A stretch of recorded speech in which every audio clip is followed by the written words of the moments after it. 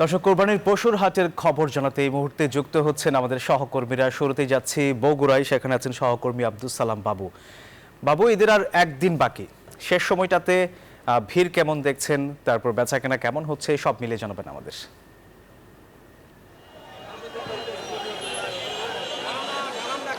শেষ সময় জমে উঠেছে কুরবানির পশুর হাট। আমরা রয়েছি বগুড়া শহরের ভিতরে যে হাটটি, সেটি কালীতলা হাট, যেখানে দুপুর থেকেই বেচাকেনা শুরু হয়েছে এবং দেশি জাতের গরু রয়েছে এই হাটে। বড় বড় গরু আমরা দেখতে পেয়েছি, দুপুরের পর থেকেই খামারেরা এখানে নিয়ে এসেছেন। তার পাশাপাশি ছাগলও আছে, কেনা বেচাও বেশ জমে উঠেছে। আর একটা বিষয় জানিয়ে রাখি যে বগুড়ার পার্শ্ববর্তী নওগাঁ এবং জয়পুরহাট সীমান্তবর্তী জেলা হলেও ভারতীয় জাতের কোনো গরু বগুড়ার হাটে আমরা দেখতে পাইনি, যার কারণে খামারিরা বেশ লাভবান তারা আমাদেরকে জানিয়েছেন। যেহেতু চলতি মৌসুমে গোখাদ্যের দাম বেড়ে যাওয়ায় তাদের উৎপাদন খরচ বেড়েছে, তারপরেও দাম বেশ ভালো পাচ্ছেন বলে আমরা জানতে পেরেছি।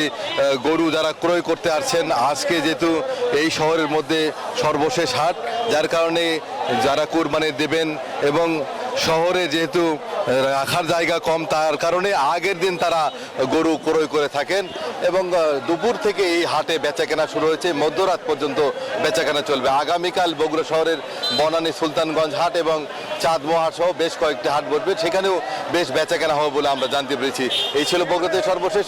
একই খবর জানতে চলে যাব ফেনীতে সহকর্মী সোহানের কাছে। সোহান।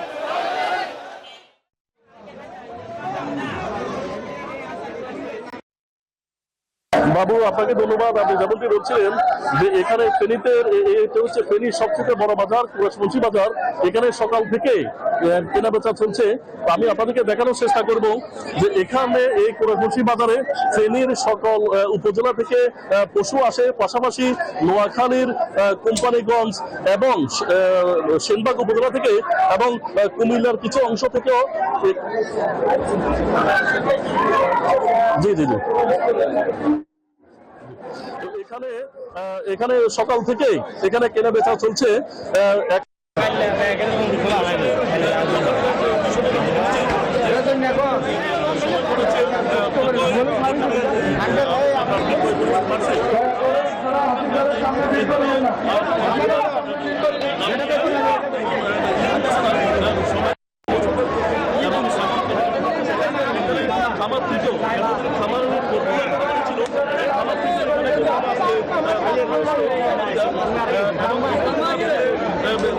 চাহিদা সেটি হচ্ছে এবং পর্যাপ্ত পরিমাণ গরু থাকার কারণে এখানে মোটামুটি এখানে কেনাকাটায় ক্রেতাদের তেমন সমস্যা হচ্ছে না। আর যাদের নিম্ন বাজেট তারা এখানে খাসি বা ছাগলের দিকে ঝুঁকতেছেন। তো এখানে যে বেশ কয়েকদিন এখানে ফেনীতে গুড়ি গুড়ি বৃষ্টি এবং ভারী বর্ষণের কারণে কেনা বেচা না হওয়ার কারণে বিক্রেতারা অনেকটা দুশ্চিন্তা ছিল। তো আজকে সকাল থেকে এখানে ফেনীর বিভিন্ন হাটে গরু এবং ছাগল বেচা বিক্রি ভালো হওয়ায় বিক্রেতারা মোটামুটি সন্তোষ প্রকাশ করছেন এবং ক্রেতারাও তাদের পছন্দের গরু এখানে কিনতে পেরে তারাও দুশ্চিন্তা মুক্ত হচ্ছেন। এখানকার যে এখানে যারা ইজারাদার রয়েছেন তারাও অনেকটা দুশ্চিন্তা ছিলেন হবে কিনা বা তারা কোনো লোকসানে পড়বেন কিনা। কিন্তু এখানে গরু বেচা কেনার কারণে আপনার এখানে সময়ের সাথে সাথে বাড়ার কারণে তারাও অনেকটা স্বস্তিতে রয়েছে। কারণ তারা এখানে আমরা যতটুকু জানতে পেরেছি যে এখানে 30 লাখ টাকা দিয়ে এই ইজারা নেওয়া হয়। এটা ফেনীর অন্যতম বৃহৎ গরু ছাগলের বাজার। এখানে এই বাজারের আমার কাছে এই ছিল এই বাজারের সর্বশেষ।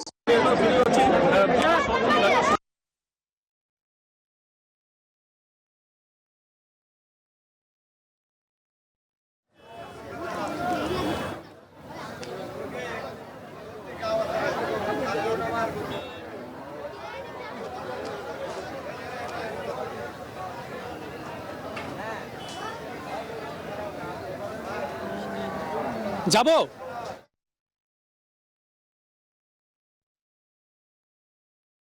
আর একদিন বাকি, এরই মধ্যে জমে উঠেছে ঈদের মাত্র আর একদিন বাকি, এরই মধ্যে জমে উঠেছে রাজধানীর বিভিন্ন পশুর হাটগুলো।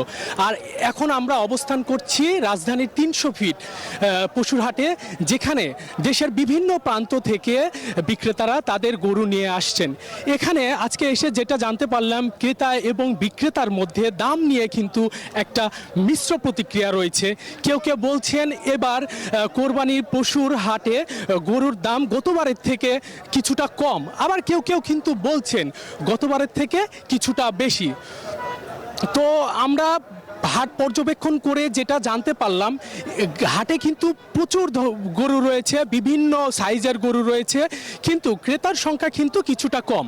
ক্রেতারা কিন্তু বলছিলেন গতবারের থেকে এবার গরুর দাম কিছুটা কম এবং তারা স্বাচ্ছন্দ্যে গরু পছন্দ সহকারে কিনে নিয়ে তারা বাসায় যেতে পারবেন, এমনটাই প্রত্যাশা করছেন। আর বিক্রেতারা বলছেন গতবারের থেকে এবারের গরুর দাম অনেকটাই কম, যে কারণে তারা তাদের কাঙ্ক্ষিত দাম কিন্তু পাচ্ছে না। আর বড় গরু হাটে যেগুলো উঠছে, বিক্রেতারা বলছেন বড় গরু এবার চাহিদা একেবারেই কম, যার কারণে কিন্তু তারা তাদের কাঙ্ক্ষিত মূল্য পাচ্ছে না। আপনারা জানেন আর একদিন বাকি আছে ঈদের, তো আগামীকাল কিন্তু ঈদের রাত। তো বিক্রেতারা প্রত্যাশা করছেন তারা তাদের কাঙ্ক্ষিত দাম পাবেন, আগামীকালের মধ্যে তারা তাদের গরু বিক্রি করে বাসায় ফিরে যেতে পারবেন, এমনটাই প্রত্যাশা করছেন বিক্রেতা। তো এই ছিল আমার কাছে 300 ফিট থেকে এই ছিল আমার কাছে 300 ফিট থেকে পশুর হাট থেকে সর্বশেষ।